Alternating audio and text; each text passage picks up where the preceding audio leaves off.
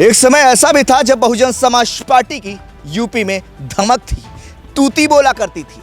मायावती जिस तरीके से फैसले लेती थी उसे नजीर माना जाता था, लेकिन समय बीतता गया और बहुजन समाज पार्टी का जनाधार खोता चला गया। लेकिन अब एक बार फिर से बहुजन समाज पार्टी सुप्रीमो मायावती ने नए तरीके के दांव चलने की पेशकश की है। ये यूं कहें कि अपने भतीजे को नेशनल कोऑर्डिनेटर बनाने के बाद अब एक तरीके का नया पैंतरा आजमाती हुई नजर आ रही हैं। ये यूं कहें कि उनके फैसले से बहुजन समाज पार्टी असहज नजर आ रही है। दरअसल हम बात कर रहे हैं आकाश आनंद की। आकाश आनंद जिनको नेशनल कोऑर्डिनेटर बनाया गया, लेकिन लोकसभा चुनाव के बीच मायावती ने उन्हें अपरिपक्व बताते हुए पद से बाहर कर दिया। लेकिन एक बार फिर से दिल्ली के जब चुनाव नजदीक आए तो हरियाणा और दिल्ली की जिम्मेदारी आकाश आनंद को एक बार फिर से सौंप दी गई, लेकिन परिणाम बहुजन समाज पार्टी के पक्ष में नहीं रहे।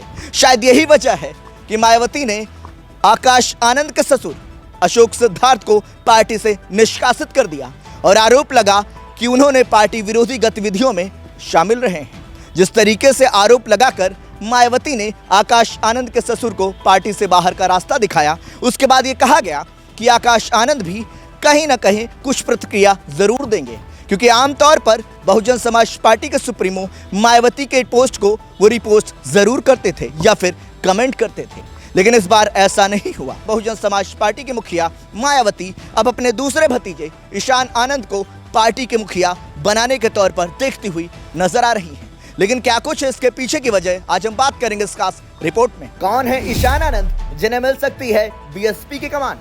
मायावती के भरोसे पर खरे नहीं उतरे आकाश आनंद। आकाश आनंद के ससुर को दिखाया था बाहर का रास्ता।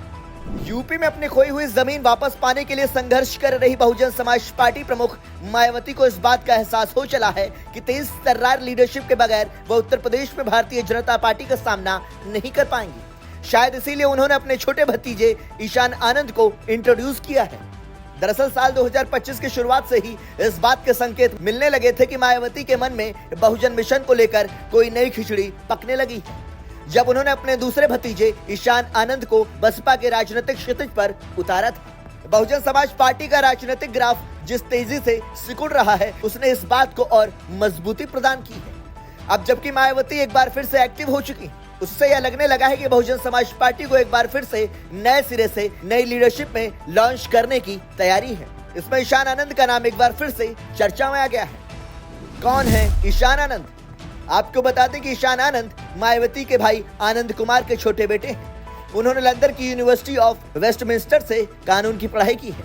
26 साल के ईशान पहली बार बीएसपी की मीटिंग में जनवरी में दिखाई दिए थे। तब मायावती ने खुद उनका परिचय कराया था और कहा था कि ये ईशान हैं, दिल्ली से पढ़ाई करके लौटे हैं। मायावती ने यह भी कहा था कि फिलहाल वह अपने पिता के कारोबार में हाथ बटा रहे हैं। हालांकि जिस तरह से मायावती ने उनका परिचय कराया था, उससे यह माना जा रहा था कि आने वाले समय में वह ईशान आनंद को सियासत में लॉन्च कर सकती हैं, जिसके कयास अब लगने शुरू हो गए हैं। ऐसे में अगर मायावती ईशान आनंद को कोई बड़ी जिम्मेदारी सौंपती हैं, तो वे बसपा में भूमिका निभाने वाले मायावती के परिवार के तीसरे सदस्य होंगे, जो पार्टी की वंशवादी संरचना को और मजबूत करेंगे। भतीजे आकाश आनंद के ससुर को दिखा दिया बाहर का रास्ता। दरअसल बीती 12 फरवरी को बसपा चीफ ने अपने भतीजे आकाश आनंद के ससुर अशोक सिद्धार्थ को पार्टी से बाहर का रास्ता दिखा दिया था। उन पर पार्टी में गुटबाजी करने का आरोप लगा था। इसी दिन बसपा चीफ ने नितिन सिंह को भी पार्टी से निष्कासित कर दिया था।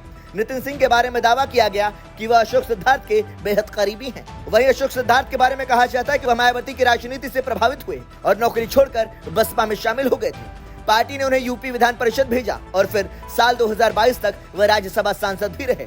उनकी पत्नी बसपा सरकार में राज्य महिला आयोग की अध्यक्ष भी थी। दरअसल आकाश आनंद बसपा चीफ के हर पोस्ट को या रिपोस्ट करते हैं या फिर उस पर अपनी बात रखते हुए पोस्ट करते हैं। लेकिन 12 फरवरी के दिन जिस पोस्ट में मायावती ने अशोक सिद्धार्थ को निष्कासित करने का ऐलान किया था, उसको आकाश आनंद ने रिपोस्ट तक नहीं किया। सियासी हलकों में दावा यह भी किया जा रहा है कि दिल्ली और हरियाणा के चुनाव में आकाश आनंद ने अपने ससुर अशोक सिद्धार्थ के फैसलों को प्राथमिकता दी, जो बसपा सुप्रीमो मायावती के लिए नागवार गुजरी। यही वजह है कि ईशान आनंद को लेकर सियासी गलियारों में चर्चा तेज है कि मायावती का उत्तराधिकारी उन्हें बनाया जा सकता है। ऐसे ही तमाम दिलचस्प और रोचक खबरों से रूबरू होने के लिए जुड़े रहिए हमारे साथ। वीडियो चले शुभम त्रिपाठी के साथ मैं अमित विक्रम, संदेश वाहक।